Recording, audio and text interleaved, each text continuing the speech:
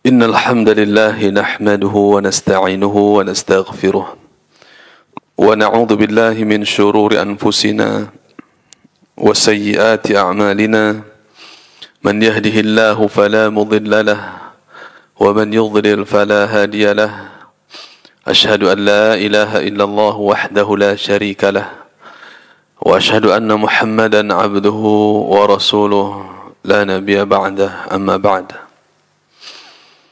Para akhwat wal ummahat rahimani wa rahimakumullahu ta'ala, kita memuji dan bersyukur kepada Allah subhanahu wa ta'ala, Rabbul Alamin. Allah sebagai Rabb, Tuhan semesta alam yang satu-satunya yang berhak diibadahi. Dialah Allah subhanahu wa ta'ala yang memberikan pertolongan kepada kita, yang memberikan kemudahan untuk seluruh kehidupan kita, terutama di dalam menjalin rumah tangga kita sesama kaum muslimin. Allah lah subhanahu wa ta'ala yang mengatur kehidupan kita. Maka siapa yang bertakwa kepadanya, siapa yang bersyukur kepadanya, Allah subhanahu wa ta'ala semakin mempermudah urusan-urusan kita seluruhnya. Salawat beserta salam semoga Allah sampaikan untuk Nabi kita Nabi Muhammad sallallahu alaihi wasallam, untuk keluarga beliau, untuk sahabat-sahabat beliau, dan untuk seluruh umat beliau yang mengikuti ajaran beliau sampai hari kiamat. Para ummahat wal akhawat kaum muslimah rahimani wa rahimakumullahu ta'ala, pada kesempatan kita di siang hari ini menjelang sore, InsyaAllah ta'ala kita akan membahas sebuah materi kajian yang barangkali sebagai murajaah untuk kita, pengingat sesuatu yang mungkin telah kita ketahui akan tetapi mungkin di antara kita terlupa, atau juga menjadi ilmu yang baru mudah-mudahan bagi yang belum mengetahui apa yang akan kita bahas, dengan judul mudah tetapi berat.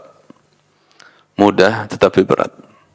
Judul yang singkat, yang ini kita ambil dari hadis Nabi sallallahu alaihi wasallam, yang mana perkara ini adalah mudahnya seorang wanita masuk surga, namun ada sisi yang memberatkan bagi mereka, tentu bagi sebagian mereka. Hadis Nabi sallallahu alaihi wasallam, hadis sahih riwayat Imam Ahmad, Ibnu Hibban dan yang lainnya. Rasulullah sallallahu alaihi wasallam bersabda, "Idza shallatil mar'atu khamsaha wa shamat shahraha wa hafizat farjaha wa ata'at zawjaha qila laha udkhuli min ayyi abwabil jannati syi'ti." Rasulullah sallallahu alaihi wasallam bersabda, apabila seorang wanita telah menegakkan salat 5 waktu, telah menyempurnakan puasa Ramadan, dan telah menjaga kemaluannya, serta telah mentaati suaminya, maka dikatakan kepada wanita tersebut, masuklah ke dalam surga dari pintu mana saja yang kamu mau. Kaum muslimah rahimani wa rahimakumullah ta'ala, hadis ini menunjukkan ternyata bagi seorang wanita cukup mudah masuk surga. Cukup mudah masuk surga dengan menjalankan 4 syarat. Yang pertama, menunaikan salat 5 waktu. Yang kedua, berpuasa Ramadan. Yang ketiga, menjaga kehormatan. Dan yang keempat, mentaati suami. Mungkin 3 yang pertama sudah banyak orang yang melaksanakan ini dan mengakuinya, yaitu tentang salat 5 waktu, puasa Ramadan, menjaga kehormatan, menjaga kemaluan. Tapi yang keempat ternyata banyak yang mengaku inilah yang berat itu. Perkara ini yang dianggap berat, yaitu wa ata'at zawjaha, mentaati suami. Kaum muslimah rahimani wa rahimakumullahu ta'ala. Di sini perlu kita pahami baik-baik. Ya, mungkin bertabrakan dengan sebuah tatanan tradisi, ataupun bertabrakan dengan emosional keinginan seorang wanita yang mungkin di antara mereka ingin disamakan derajatnya dengan laki-laki, ingin disamakan hak-hak dan kewajibannya dengan laki-laki. Padahal di dalam Islam tidak demikian adanya. Di dalam Islam justru sebagai bentuk pemuliaan kepada wanita, mereka diberikan hak-hak dan kewajiban yang khusus. Mereka diberikan kondisi yang berbeda dengan laki-laki. Jadi tidak benar ada penyetaraan gender, persamaan hak dan kewajiban antara laki-laki dengan wanita, tidak. Justru dimuliakannya kaum wanita adalah dengan sebab laki-laki dijadikan pemimpin oleh Allah Subhanahu wa taala. Allah taala berfirman dalam surat An-Nisa ayat 34. Ar-rijalu qawwamuna 'alan nisa bima faddala Allah ba'dahum 'ala ba'din wa bima anfaqu min amwalihim.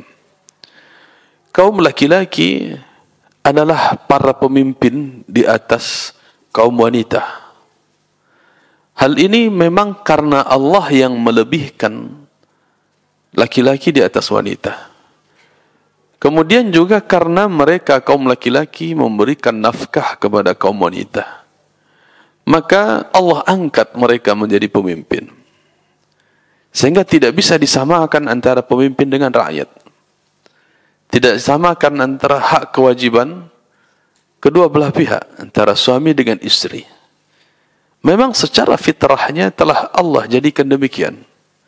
Maka orang-orang yang beriman pasti meyakini tentang kebenaran ayat ini. Pasti meyakini sebagai seorang laki-laki dia pemimpin dalam rumah tangganya. Sebagai seorang wanita dia pun mengaku meyakini bahwa dia adalah rakyat di dalam rumahnya. Suaminya adalah pemimpin baginya.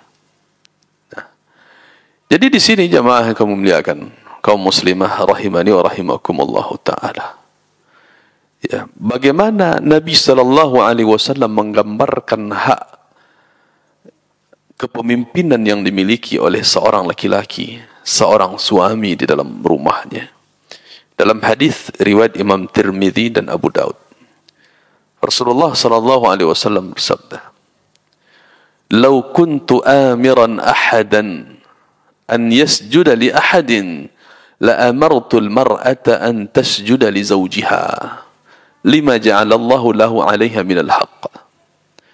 Kalau sekiranya boleh, kata Nabi, kalaulah boleh aku menyuruh seseorang sujud kepada orang lain, ya, maka aku akan perintahkan seorang wanita untuk sujud kepada suaminya.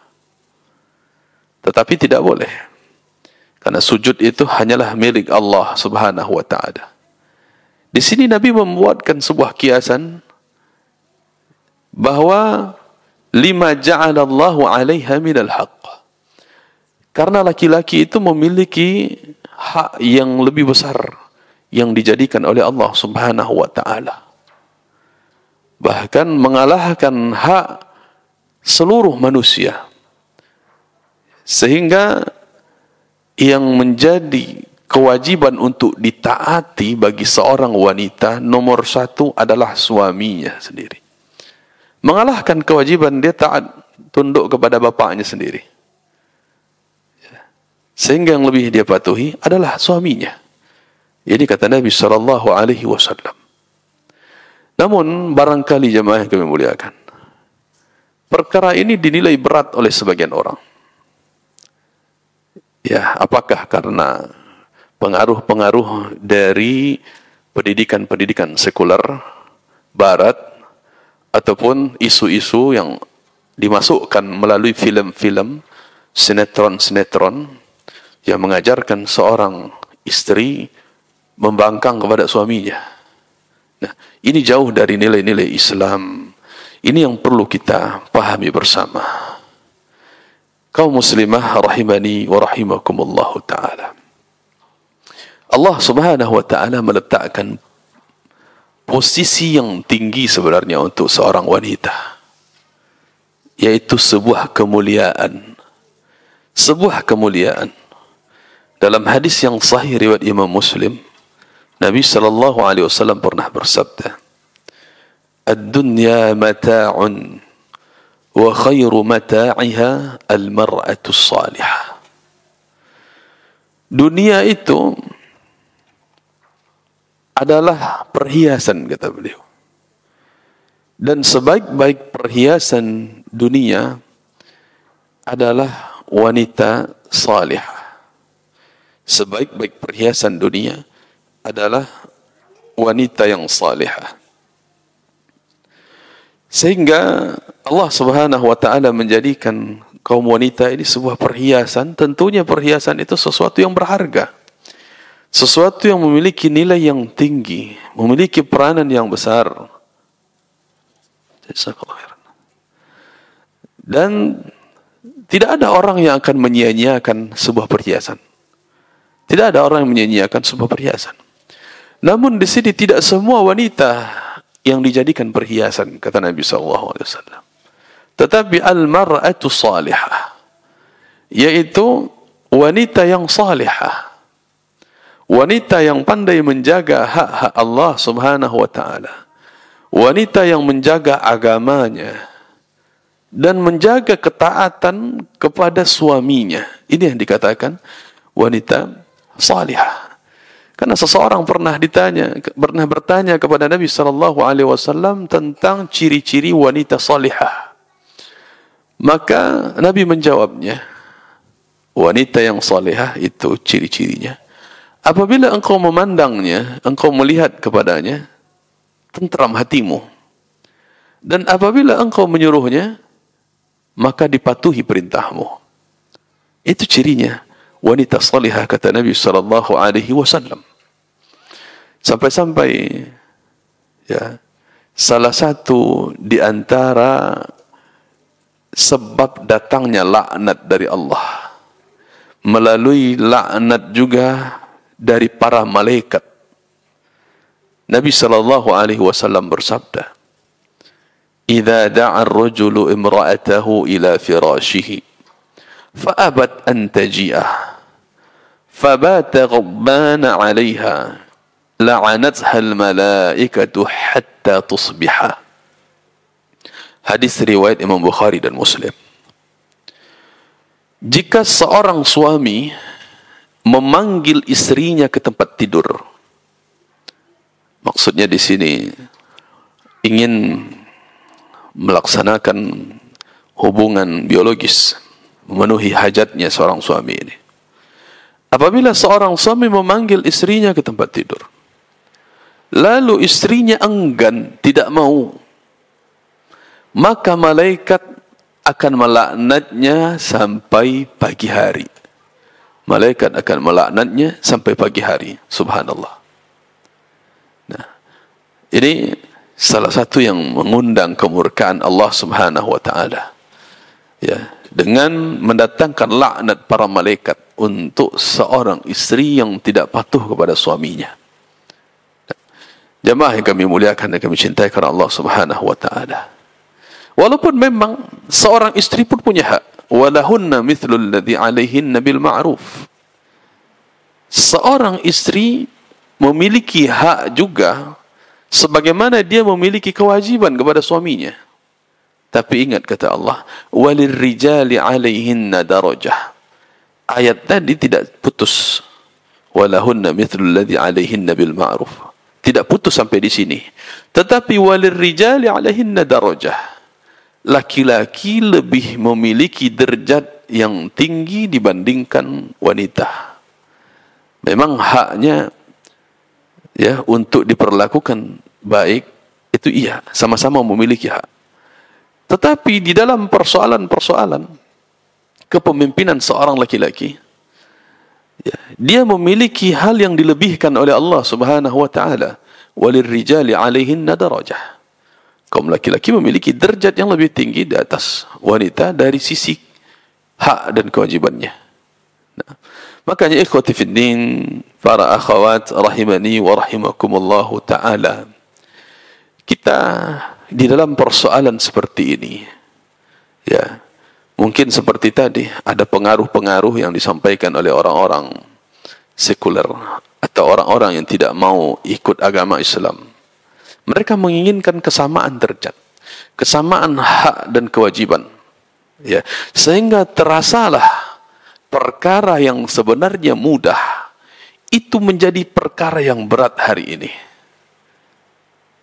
Bisa dengan disebabkan semakin langkahnya ajaran agama Islam, semakin terasingnya orang-orang yang menjalankan Islam, sehingga dianggap lumrah bagi orang-orang yang melawan kepada suaminya hari ini. Dianggap hal yang biasa ketika seorang istri menyampaikan protes kepada suaminya, seorang istri yang memarahi suaminya, seorang istri yang keluar rumah seenaknya tanpa izin suaminya, dan hal-hal yang lain. Sampai-sampai muncul istilah hari ini, ya, dalam zaman-zaman belakangan, ya, itu seorang suami mesti takut kepada istrinya, mesti minta izin kepada istrinya. Kalau keluar rumah, istri nanya, mau kemana bang? Harus laporan dulu. Tapi kalau istri keluar rumah, tak pernah laporan, tak ditanya oleh suaminya pun merasa tak bersalah.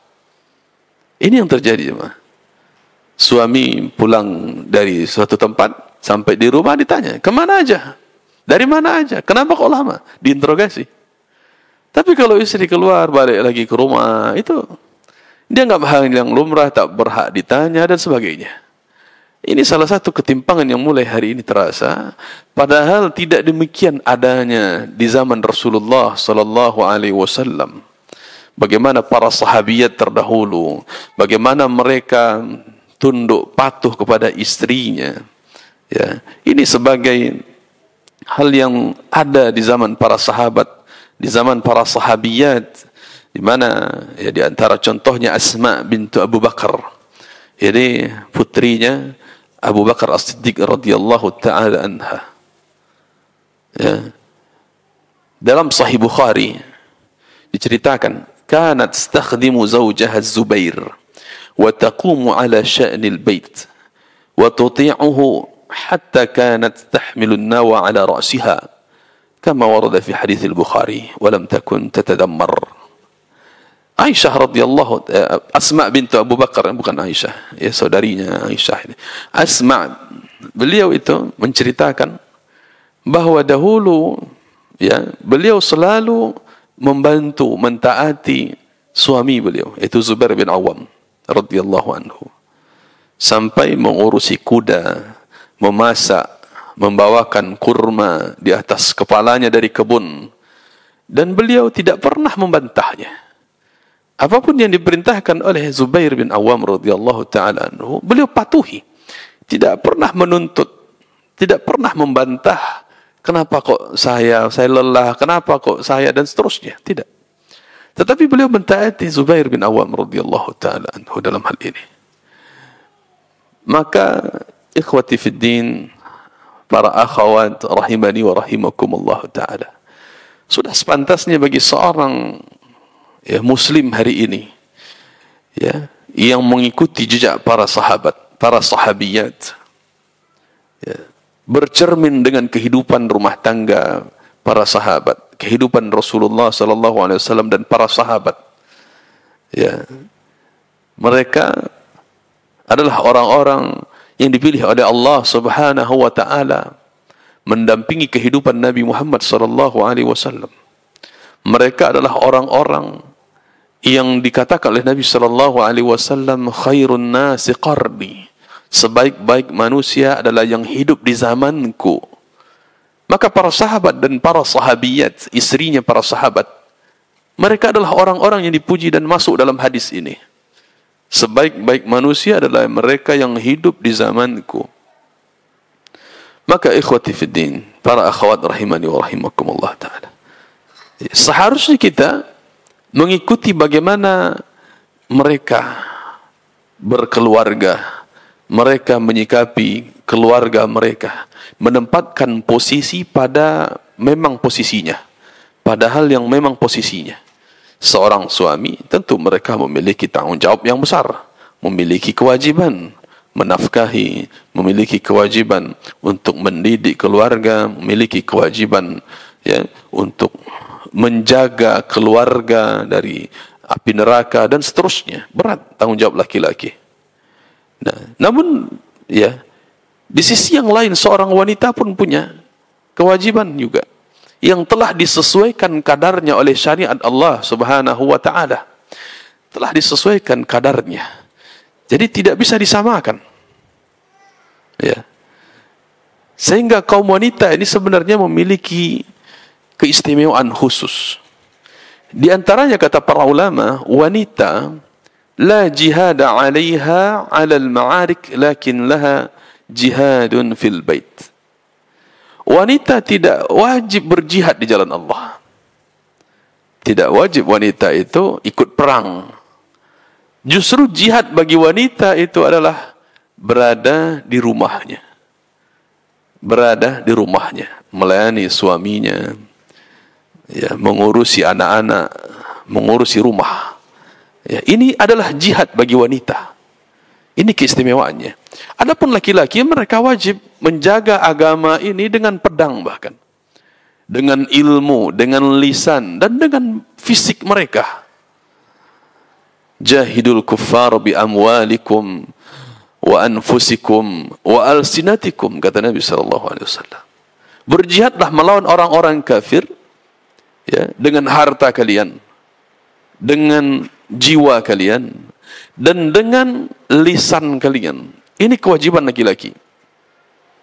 Ya, laki-laki dituntut untuk punya harta. Harta mereka itu untuk jihad. Jihad dengan harta, yaitu untuk membeli perlengkapan-perlengkapan tempur. Jihad dengan harta. Kalau hari ini, ya, jihad dengan harta ini adalah untuk menyampaikan dakwah. Dibelilah fasilitas-fasilitas dakwah, media-media untuk menyebarkan dakwah. Itu dengan harta. Itu jihadnya laki-laki. Begitu juga jihad dengan jiwa, dengan raga, dengan fisik. Laki-laki punya kewajiban juga.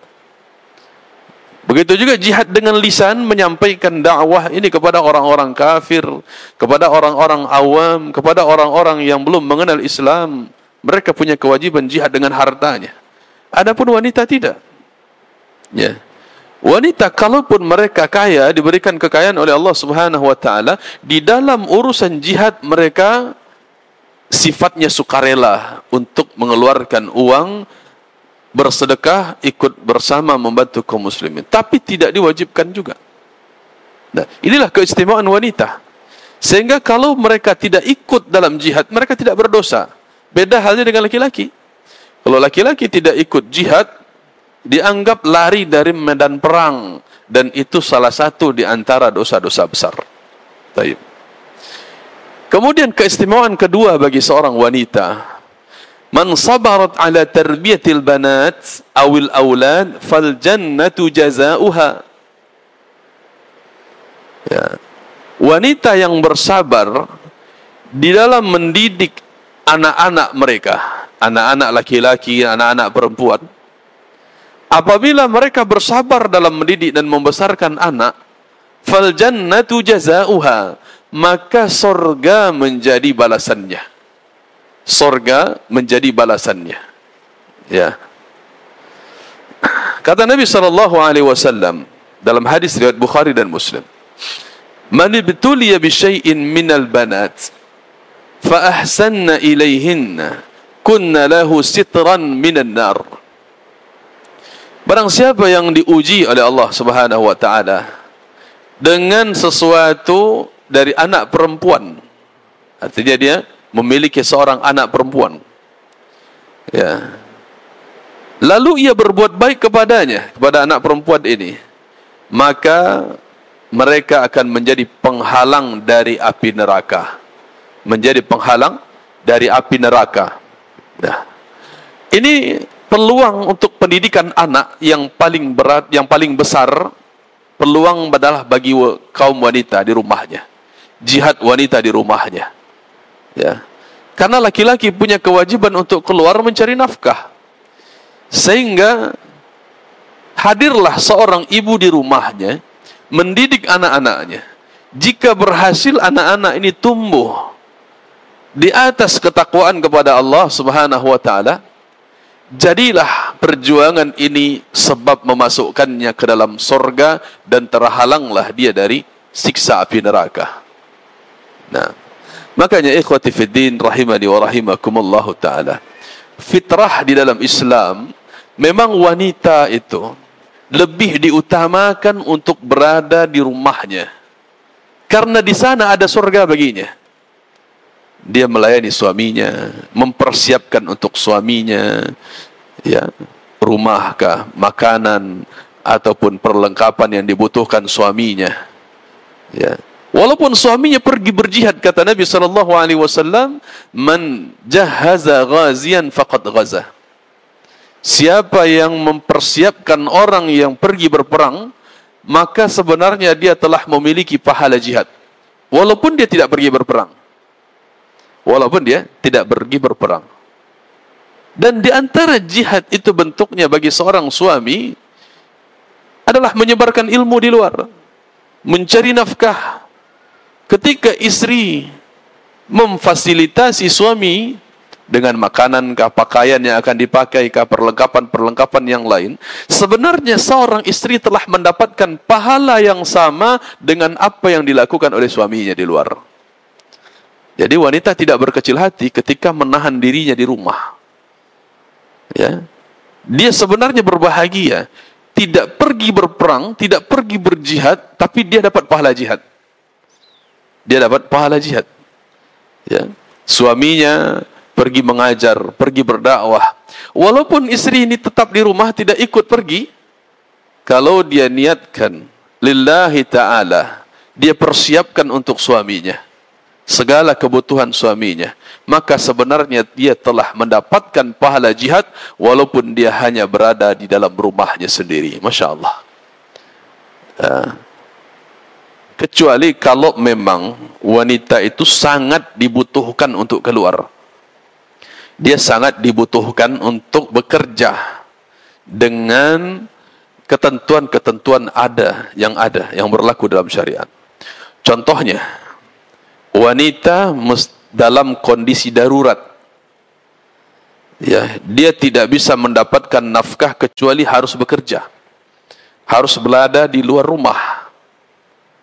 Contohnya janda yang tidak memiliki, ya, penopang hidup, dia harus bekerja keluar. Oke. Atau seorang istri yang memiliki suami yang cacat atau sakit, yang tidak, ya, memungkinkan membuat suaminya bekerja. Ini kondisi keterpaksaan. Maka wanita keluar dari rumahnya mencari nafkah dalam kondisi seperti ini. Atau contoh yang lain, ketika suatu pekerjaan, suatu profesi yang tidak bisa dilakukan kecuali hanya oleh wanita yang melakukan itu. Ya, ada profesi yang tidak mungkin dilakukan oleh laki-laki. Contohnya sekarang seperti bidan atau dokter kandungan. Ini selayaknya adalah wanita. Jadi cukup mengherankan hari ini, subhanallah. Kenapa kok dokter kandungan malah banyak laki-laki, Bu, ya? Ya, di mana-mana kita tanya, survei untuk, ya, kita ingin istri kita melahirkan di mana nanti, masuk ke suatu daerah. Ya, adakah dokter laki-lakinya? Adakah dokter wanitanya? Dokter kandungan yang wanita? Ternyata tidak ada. Banyak yang seperti itu. Ya. Padahal seharusnya yang menjadi dokter kandungan itu adalah kaum wanita. Karena ini berkaitan dengan organ kewanitaan. berkaitan dengan rahim, menolong wanita, dan dalam kondisi-kondisi yang private, yang bisa dikatakan rahasia bagi mereka. Ya, maka alangkah anehnya justru laki-laki yang banyak mengambil profesi ini. Nah, sebenarnya wanita dalam hal ini dituntut dia untuk bekerja, ya, karena memang kondisinya keterpaksaan harus wanita yang mengambil posisi itu. Baik. Nah, sehingga wanita keluar dari rumahnya bekerja untuk itu. Nah, begitu juga dalam kondisi-kondisi yang lain, seperti seorang ustadzah yang ingin mengajarkan anak-anak wanita, anak-anak kaum wanita. Ya, ini diperbolehkan dia mengajar keluar dari rumahnya apabila yang diajarnya adalah kaum wanita juga. Nah, ini yang membuat wanita ya dipersilahkan untuk keluar dari rumah, ya, mencari nafkah dalam kondisi-kondisi yang ditentukan oleh syariat, dan tentunya apabila itu membuat dia terhindar dari mudarat, terhindar dari hal yang membahayakan agama dan membahayakan dunianya. Contohnya dia terhindar dari ikhtilat, bercampur baurnya antara laki-laki dan wanita di tempat kerja, terhindar dari situ, ya. Atau dia terhindar dari hal-hal yang memaksa dia untuk bertabarruj, berdandan keluar rumah, ya. Itu boleh dikatakan syarat dia baru bisa keluar dari rumahnya. Ya, tapi kalau ternyata ada mudarat yang besar, walaupun ketika itu dia dibutuhkan bekerja, dalam kaidah syariat, ya, dar'ul mafasid muqaddamun ala jalbil masalih. Menolak mudarat itu lebih dikedepankan, lebih diutamakan, didahulukan daripada mengambil manfaat. Walaupun dia ingin mengambil manfaat, ternyata mudaratnya lebih besar, tinggalkan dulu karena sebab ada mudarat, seperti itu. Maka ini keistimewaan kedua bagi seorang wanita. Yang pertama tadi, keistimewaan wanita dalam Islam itu tidak diwajibkan berjihad di medan perang. Yang kedua, wanita yang apabila bersabar di dalam mendidik anak-anaknya, maka menjadi surga baginya. Kemudian yang ketiga, keistimewaan wanita, idza matat waz-zawju anha radin fahiya min ahlil jannah. Apabila seorang wanita meninggal, diwafatkan oleh Allah Subhanahu wa taala dalam kondisi suaminya ridha kepadanya. Dalam kondisi suaminya ridha kepadanya. Ya, maka dia mendapatkan surga. Ya, wanita tersebut menjadi ahli surga. Hal ini berdasarkan hadis riwayat Imam Tirmidzi. Derajat hadisnya adalah hadis yang hasan. Rasulullah sallallahu alaihi wasallam bersabda, "Ayyuma imra'atin matat wa zawjuha 'anha radin dakhalat al-jannah." Jika seorang wanita meninggal dunia dalam keadaan suaminya ridha kepadanya, suaminya senang kepadanya, artinya tidak ada rasa dendam, amarah yang terjadi, ya, suami tidak sedang marah kepada istrinya karena dia ridha dengan agama istrinya, akhlak istrinya, ya, nyaman bersama istrinya, istri yang patuh kepadanya, yang menenangkan hati ketika bersamanya. Dia meninggal dalam keadaan itu, maka dia masuk surga. Maka dia masuk surga. Nah, jamaah akhwat rahimani wa rahimakumullah ta'ala. Maka perlu kita renungi sebuah hal yang harus diantisipasi, yang harus diingatkan kepada kaum wanita. Rasulullah sallallahu alaihi wasallam ketika berkhutbah di hari Id, beliau pernah mengatakan, "Ya ma'syaran nisa, tasaddaqna wa akthirna al-istighfar." Wahai kaum wanita, kata beliau, perbanyaklah bersedekah dan perbanyaklah istighfar, kata Nabi sallallahu alaihi wasallam. Fa inni ra'aitukunna akthar ahli an-nar. Karena sesungguhnya aku telah melihat bahwa kaum wanita ternyata mereka menjadi penghuni neraka terbanyak. Diperlihatkan neraka, ternyata penghuni terbanyaknya adalah kaum wanita. Faqalat imrahatun minhunna jazlah. Ketika itu secara spontan ada seorang wanita yang bertanya kepada Rasul sallallahu alaihi wasallam, "Wa ma lana ya Rasulullah aktsar ahli nar?" Ada apa wahai Rasulullah, kenapa kita kaum wanita ini menjadi penghuni neraka terbanyak? Maka Rasul sallallahu alaihi wasallam menjawabnya, "Tuqsirna al-la'na wa taqfurna al-ashir." Kaum wanita, karena kalian banyak melaknat, banyak menuntut. Kalau bahasa Minang, banyak maupe. Wa taqfurna al-ashir, dan kalian pun banyak mengingkari kebaikan suami. Banyak mengingkari kebaikan suami. Hadis ini riwayat Imam Muslim. Dalam hadis riwayat Imam Bukhari, Rasul sallallahu alaihi wasallam mengatakan, "Lau ahsanta ila ihdahunna ad-dahra, thumma ra'at minka syai'a, qalat ma ra'aitu minka khairan qatt." Nabi sallallahu alaihi wasallam mengatakan kepada kaum laki-laki tentang wanita yang banyak masuk neraka. Nabi jelaskan, yaitu, wahai laki-laki, apabila engkau telah berbuat baik kepada istrimu sepanjang tahun telah berbuat baik, lalu tiba-tiba ada sesuatu yang buruk yang muncul dari dirimu, ada keburukan, ada kesalahan yang kau lakukan, maka wanita yang kufur akan mengatakan, "Ma ra'aitu minka khairan qat." Aku tak pernah melihat kebaikan darimu sekalipun, kata wanita tersebut. Padahal dia sudah berbuat baik sepanjang tahun. Sekalinya saja melakukan kesalahan, langsung dicap, "Kamu tak pernah baik di mataku. Kamu tak pernah jadi orang baik," dan sebagainya.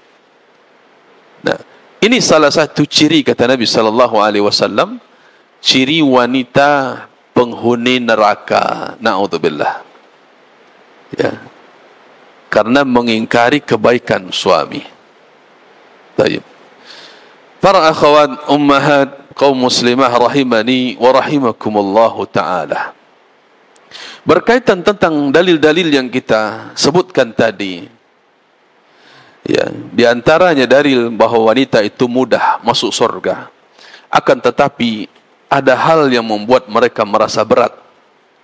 Maka dalam hal ini Al-Imam Ibn Al-Qayyim rahimahullahu ta'ala dalam Rawdatul Muhibbin, beliau menyebutkan, "Al-mar'atu allati tahfadhu nafsaha wa tuti'u rabbaha wa zawjaha fa inna jazaaha 'inda Allahi 'azimun lima fiha min as-sabri wat tahammuli wat tadhiyati fi baitiha." Bahwa wanita yang bisa menjaga dirinya, menjaga kehormatannya, wanita yang mentaati Allah, dan wanita yang mentaati suaminya, maka balasan yang berhak mereka terima adalah balasan yang besar di sisi Allah subhanahu wa ta'ala. Hal itu disebabkan karena wanita memiliki rasa sabar dalam mentaati suaminya, memiliki kesabaran, dan wanita tersebut memiliki ketekunan untuk melayani suami di rumah. Ya, walaupun terkadang, mohon maaf para akhwat wan ummahat rahimani wa rahimakumullah taala, terkadang cuma disuruh di rumah itu tolong buatkan kopi atau teh. Ya, mungkin bagi yang menganggap ini berat, ya, dia akan segera untuk menolak, membangkang, atau minimal mendongkol di dalam hatinya. Na'udzubillah. Padahal yang disuruhkan itu hanya sebatas buatkan air minum. Ya. Tapi entah kenapa justru menjadi hal yang dianggap berat. Merasa tak pantaslah suami ini menyuruh-nyuruh saya. Ya, terkadang mohon maaf bisa jadi disebabkan karena seorang istri merasa dia telah berjasa membesarkan nama suaminya. Mohon maaf, terkadang seperti itu. Apalagi seorang suami yang bertempat tinggal di rumah istrinya. Ya, rumah yang diberikan oleh mertuanya. Ayah istri atau ibunya istri punya rumah, disitulah suami tinggal. Sehingga seakan-akan suami tidak memiliki komando di dalamnya untuk mengatur rumah tangga. Seolah-olah istrilah yang mesti selalu dilayani. Perintah-perintah istri yang berlaku. Na'udzubillah. Ya, ini suatu kekeliruan yang perlu kita perbaiki, jemaah. Makanya para ulama menyarankan kepada seorang laki-laki, begitu pula kepada wanita, apabila memulai kehidupan rumah tangga, sebaiknya sediakan tempat tinggal sendiri. Artinya walaupun ngontrak, seorang suami menyiapkan tempat tinggal bagi istrinya. Dan istri mesti ikut kemana suaminya. Supaya berjalan lancar proses kehidupan rumah tangganya. Seorang suami leluasa memimpin. Seorang istri pun leluasa menjalankan kewajibannya untuk taat kepada suaminya. Ya, sehingga fitrahnya berlaku. Fitrahnya berlaku dan membuat kenyamanan karena menjalankan ayat-ayat Allah Subhanahu wa taala. Ar-rijalu qawwamuna 'alan nisa bima faddalallahu ba'dahum 'ala ba'din wa bima anfaqu min amwalihim. Ya, sebab fitrah ini berjalan, fitrah kepemimpinan seorang laki-laki itu bisa berjalan dengan dua sebab tadi. Pertama, karena memang secara penciptaan Allah lebihkan laki-laki atas perempuan. Ini fitrah lahiriah dia. Yang kedua, karena sebab laki-laki itu yang memberikan nafkah kepada istrinya. Wa bima anfaqu min amwalihim tadi. Nah, kalau salah satu dari sebab ini hilang, apalagi sebab yang kedua, maka hilang pula lah kepemimpinan laki-laki. Istrinya yang memberikan nafkah kepadanya. Ya. Di antara bentuk nafkah itu tempat tinggal, itu nafkah. Karena nafkah pokok itu ada, ya kita kenal, ada namanya makanan, ada nafkah pakaian, dan ada nafkah tempat tinggal. Kalau salah satu dari nafkah itu justru dikuasai atau diberikan oleh seorang istri kepada suami, terbalik urusannya, maka bisa-bisa kepemimpinan seorang suami berkurang bahkan sampai kepada habis kepemimpinannya. Na'udzubillah.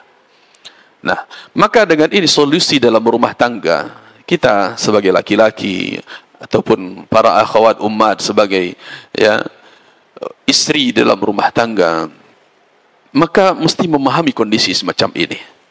Ya, ketika seorang suami mengajak pindah tempat tinggal dari rumah mertuanya, mencari rumah sendiri, itu salah satu upaya dia mewujudkan kepemimpinan dalam rumah tangganya. Ya, sehingga seorang istri mudah melayani suaminya dan seorang suami mudah untuk mendidik istrinya. Baik. Kemudian kita lihat ikhwati wal akhawat rahimani wa rahimakumullah ta'ala. Hadis yang tadi tentang wanita yang mudah masuk surga namun terasa berat bagi sebagian orang, dijelaskan oleh Syekh Shalih Al-Fauzan hafizahullah ta'ala. هذا الحديث حديث أبواب الجنة دليل على أن الإسلام يسر للمرأة طريق الجنة.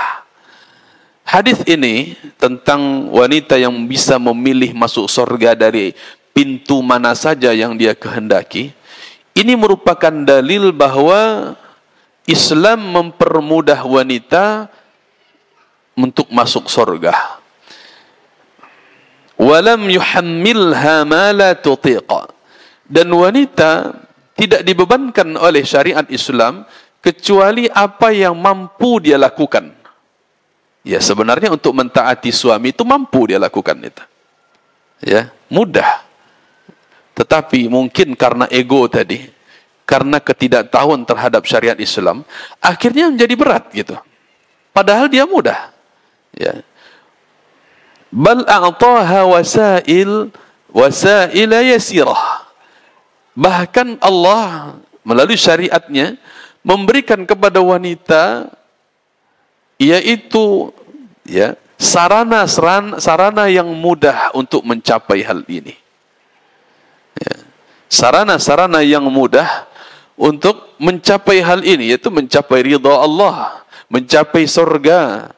Ya. Sehingga dijadikan adanya seorang suami di rumah. Nah, tentu saja Bapak kaum muslimin, tentu saja kaum muslimah rahimani wa rahimakumullah taala, yang perlu kita pahami. Ya, ada memang batasan kewajiban taat, betul. Yaitu kata Nabi sallallahu alaihi wasallam, la ta'ata lil makhluq fi ma'siyatil khaliq. Tidak boleh taat kepada makhluk manapun apabila disuruh untuk bermaksiat kepada Allah sang Khaliq. Ya, ini tidak boleh taat. Kalau memang ada seorang suami yang menyuruh untuk berdosa kepada istrinya, disuruh seorang istri keluar dari rumah tanpa menutup aurat misalnya, kalau ada, maka ini tidak boleh dipatuhi, karena ini maksiat kepada Allah. Kalau ada seorang suami menyuruh, di antara perintah suami itu misalnya menyuruh istrinya menggunakan wewangian, parfum keluar rumah, maka tidak boleh dipatuhi. Karena ini larangan dari Nabi SAW. Kata Nabi dalam hadis riwayat Bukhari, ayyuma mara'atin ta'attarat fadhahabat hatta ala qaumin hatta yajidu rihaha fahiya zaniyah, kama qala sallallahu alaihi wasallam. Apabila seorang wanita menggunakan wewangian, parfum, lalu dia keluar dari rumahnya sehingga terciumlah aromanya itu oleh laki-laki yang lain, laki-laki yang bukan suaminya, laki-laki yang bukan mahramnya, ya, famarrat ala qaumin liyajidu rihaha, dia melewati kaum orang-orang sehingga orang-orang itu bisa mencium aroma parfum wanita ini, maka Nabi SAW katakan fahiya zaniyah, maka ketahuilah wanita itu statusnya adalah seorang pezina. Maka tak boleh bagi wanita memakai parfum keluar rumah. Ini menjaga kewibawaan wanita tersebut, sehingga parfumnya wanita itu khusus untuk suaminya.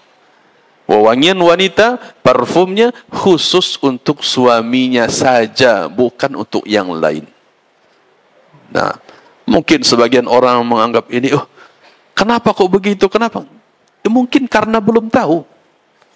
Sehingga ketika kita sudah tahu hal ini dan kita yakini Allah Subhanahu wa taala yang mendatangkan syariat ini, pasti ada hikmah di baliknya. Kita yakini itu, maka akan menjadi mudah bagi kita. Kaum muslimah, para akhwat wal ummahat rahimani wa rahimakumullahu taala. Maka itulah yang dikatakan oleh Syekh Shalih Fauzan hafizullah taala tadi, bahwa sebenarnya wanita diberikan kewajiban untuk mentaati suami. Itu adalah sesuatu yang mampu dia lakukan, bukan sesuatu yang tidak mampu. Karena yang diperintahkan oleh suami pada hakikatnya adalah untuk taat kepada Allah Subhanahu wa taala, untuk menjalankan aturan Allah Subhanahu wa taala. Ya, bahkan sesuatu yang tadinya hanya bersifat mubah, ya, bukan maksiat ya, tapi sesuatu yang bersifat mubah, apabila itu adalah perintah dari suami, maka dia bisa menjadi wajib karena kewajiban mentaati suami tersebut. Para akhwat rahimani wa rahimakumullahu taala. Ya. Banyak hal yang perlu kita pahami juga. Di antaranya yang disampaikan oleh Al-Hafidh Ibnu Katsir rahimahullahu taala dalam menafsirkan surat An-Nisa ayat 34 yang tadi sering kita ulang-ulangi.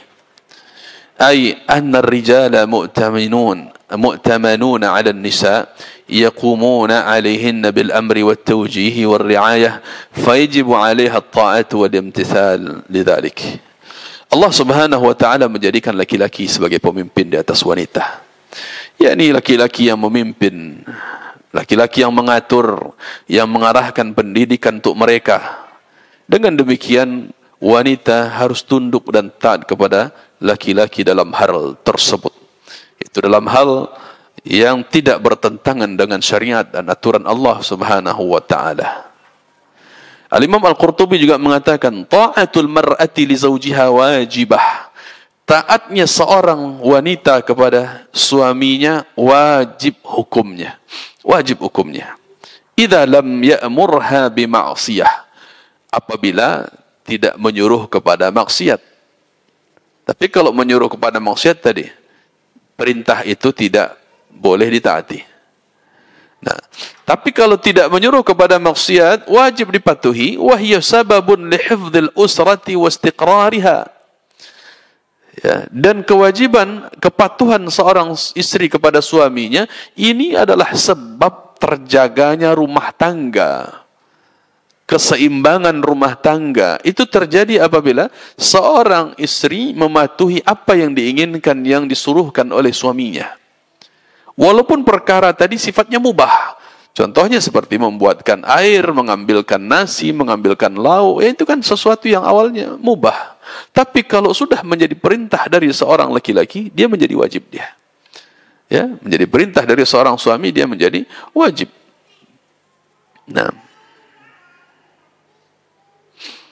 begitu pula Syekhul Islam Ibnu Taimiyah rahimahullah taala dalam Majmu' Fatawa beliau katakan, إذا لم تطع المرأة زوجها في غير معصية فهي ناشز وتستحق العقوبة الشرعية لأن ذلك من الكبائر. Apabila wanita tidak mau patuh kepada suaminya dalam urusan yang bukan maksiat, ya, bisa urusannya adalah sesuatu yang wajib, sesuatu yang sunnah, sesuatu yang mubah, ini semuanya bukan maksiat. Apabila wanita tidak taat dalam hal ini, fahiya nashiz, dia adalah seorang pelaku nusyuz, yaitu kedurhakaan, wanita yang durhaka. Wa tastahiqqul 'uqubata syar'iyyah, dan wanita ini berhak mendapatkan hukuman secara aturan syariat. Li'anna dzalika minal kaba'ir, karena kedurhakaan itu adalah bagian dari dosa-dosa besar. Nauzubillah. Dia bagian dari dosa-dosa besar. Sehingga para akhwat wal ummahat kaum muslimah rahimani wa rahimakumullahu ta'ala, inilah ayat-ayat dan hadis-hadis yang kita bahas bersamaan dengan penjelasan para ulama tentang kewajiban seorang wanita, yang sebenarnya wanita dispesialkan oleh Allah Subhanahu wa ta'ala, yaitu mudah masuk surga. Akan tetapi ada rasa, ada keinginan, ada ambisi untuk mengejar dunia yang membuat ini semuanya terasa berat. Ya, barangkali mungkin sudah menjadi tradisi yang turun-temurun di masyarakat, sebagian masyarakat. Yaitu wanita sebagai dianggap kepala kaum, wanita dianggap sebagai kepala suku, kepala ya di dalam rumah tangga dan sebagainya. Sehingga laki-laki dianggap orang yang menumpang hidup di rumahnya. Na'udzubillah. Inilah yang menjadikan persoalan ini menjadi berat.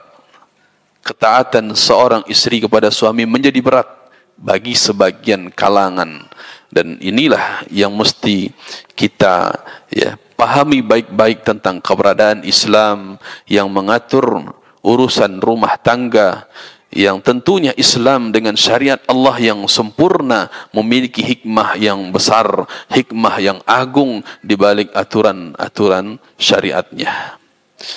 Baik, para akhwat wal ummahat kaum muslimah rahimani wa rahimakumullahu ta'ala, mungkin sampai di sini pembahasan kita. Kalau ada pertanyaan mungkin bisa disampaikan melalui tulisan yang bisa dikirimkan ke depan nanti.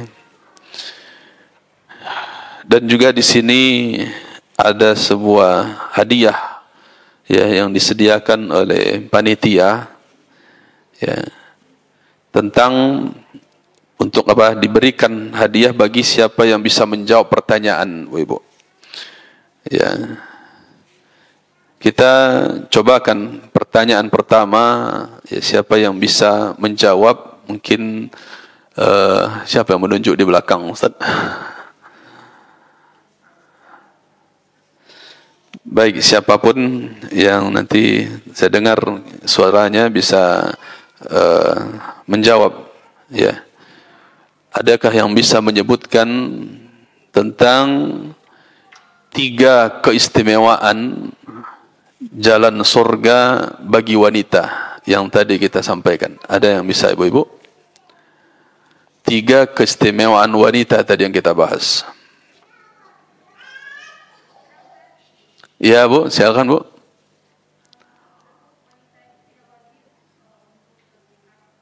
Iya, yang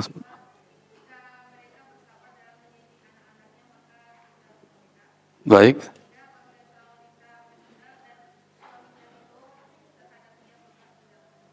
Ahsanti, Masya Allah, betul. Tafadhal di buku hadiahnya.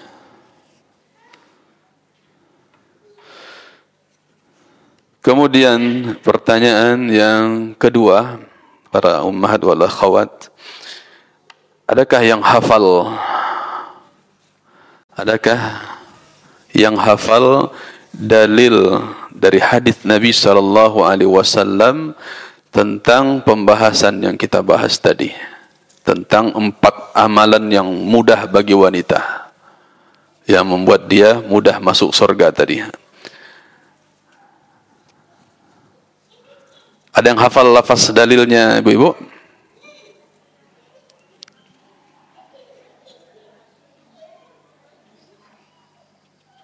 Baik, terjemahannya mungkin. Boleh, terjemahannya. Ada 4 perkara. Silakan, Bu. Iya, Bu. Iya.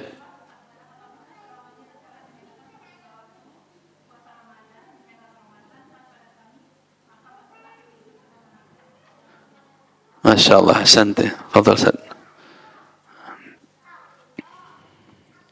Ya, wanita dengan melakukan 4 hal, yaitu salat 5 waktu, berpuasa Ramadan, menjaga kehormatan atau kemaluannya. Yang keempat, taat kepada suaminya. Maka dia dipersilahkan untuk masuk surga dari pintu mana saja yang dia kehendaki. Baik, soal terakhir, Ibu. Saya bacakan hadis dari Imam Muslim. Siapa yang bisa menerjemahkan, silakan terjemahkan. Rasul sallallahu alaihi wasallam bersabda, "Ad-dunya mata'un wa khairu mata'iha al-mar'atu salihah." Ada yang tahu artinya, Bu? Silakan, Bu.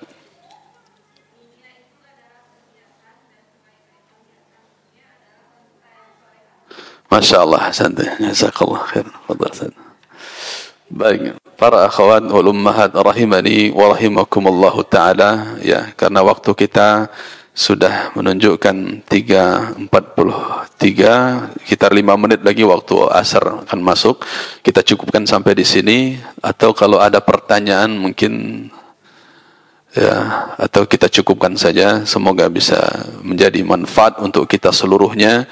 Wanita yang kita nasihatkan bagaimana bersabar dalam taat kepada suami, walaupun ini perkara yang mungkin bagi sebagian orang adalah perkara yang berat, maka beruntunglah bagi mereka yang mau mengikuti aturan Allah Subhanahu wa taala dan Rasulnya dalam perkara ini. Semoga menjadi kebahagiaan di dunia dan kembali dikumpulkan oleh Allah Subhanahu wa taala di dalam surga kelak bersama orang-orang yang kita cintai.